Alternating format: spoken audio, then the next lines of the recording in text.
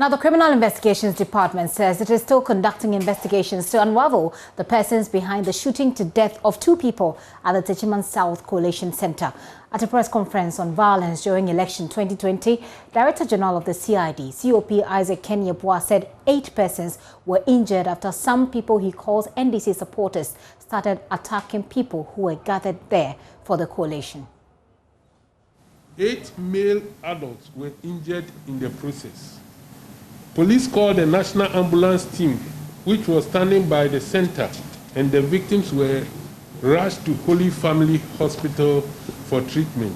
However, Abdallah Ayarek and Tajuddin Mohammed were pronounced dead on arrival. But our investigation so far revealed that whilst the electoral officials were collating the results at about 1540 hours, the results were projected as follows: 49,582 for the MPP parliamentary candidate, 49,205 for the MDC parliamentary candidate. Supporters of the NDC who had gathered outside the hall became angry and started attacking the center with stones and other offensive weapons. They broke the cordoned zone and forced their way into the coalition center. And that was when the shot was fired from the crowd, and the police personnel detailed to safeguard the center also gave warning shots. And then after the rioters had left the place, 8 male adults were injured. I must say that the police are still investigating to find out who actually committed the offense.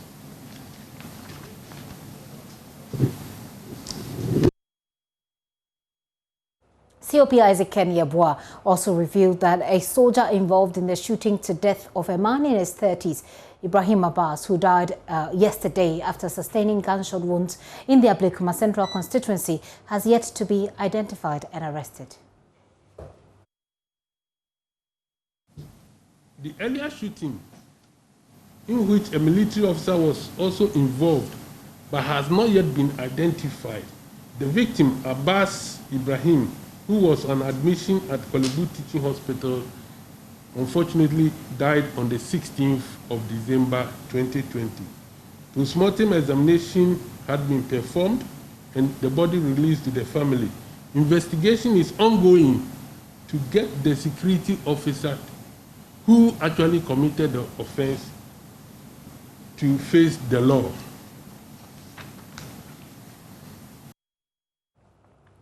As the CID Director General, he has also been speaking about a fake lawyer who has been arrested for, according to the police, representing some suspects in the Western Togoland case since September.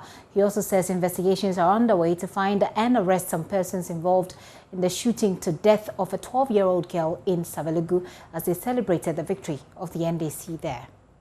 To talk about is the fake lawyer. As you are all aware, there is this Western Togoland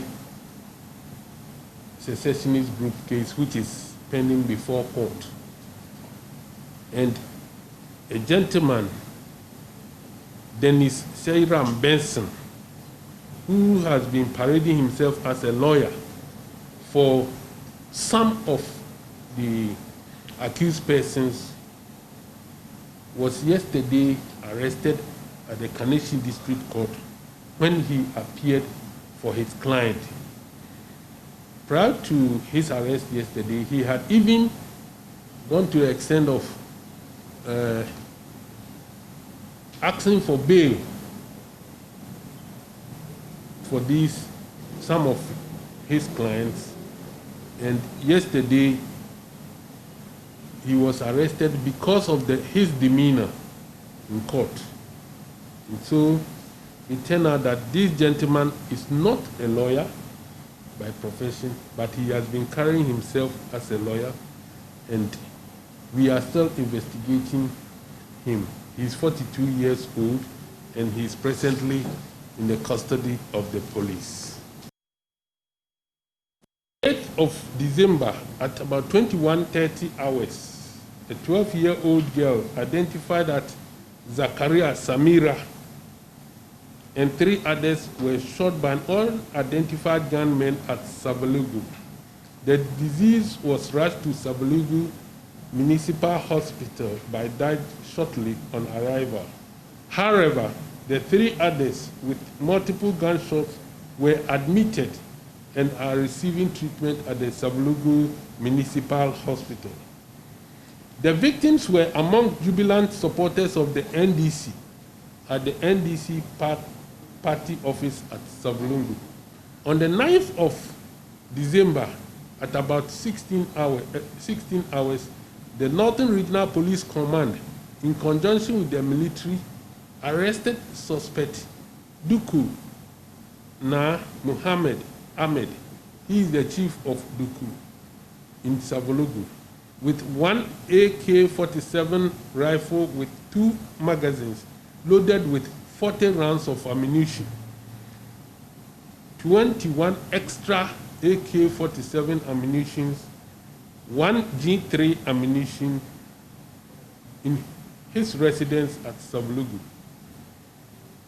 Police also proceeded to the office of the parliamentary candidate of the NDC, Alhaji Idris Yakubu Abdullahi alias Umbiakpon, which remains part of the Dukuna's house, and retrieved another AK-47 assault rifle with 2 magazines loaded with 60 rounds of ammunition.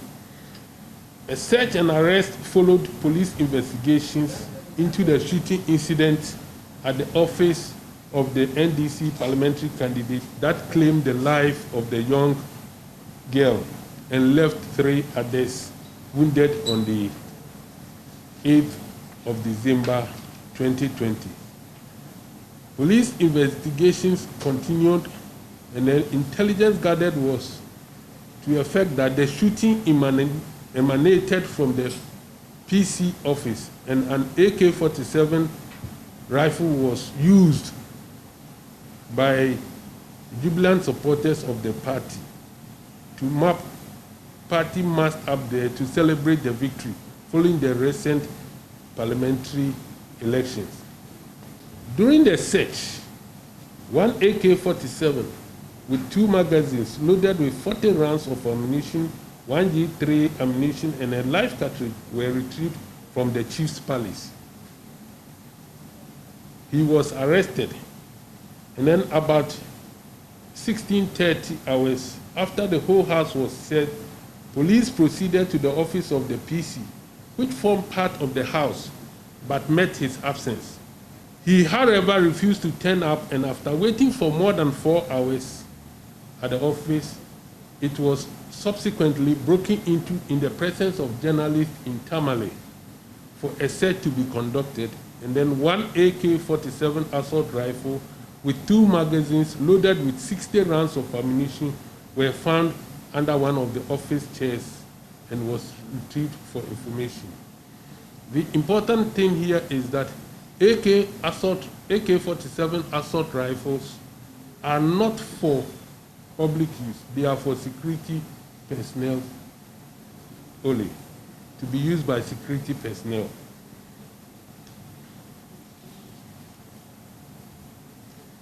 And then when he was called, he mentioned that he had some pink sheets in his room, and so as we speak now, the place is still under lock, and then we are providing security there. The chief of Duku, Na Muhammad Ahmed, was arraigned before court, that is Tamale Magistrate Court, on the 10th December on charge of possessing firearms without license. He was remanded into police custody to reappear on the 17th, and that was yesterday. Yesterday, Tamale High Court granted the accused bail in the sum of 100,000 Ghana cedis with 2 sureties to report to the police every Monday and Thursday till the trial commenced. A warrant of arrest for the parliamentary candidate of Savelugu, in whose office the AK-47 rifle was found, had been obtained, and investigation is going on to establish the perpetrators of the crime.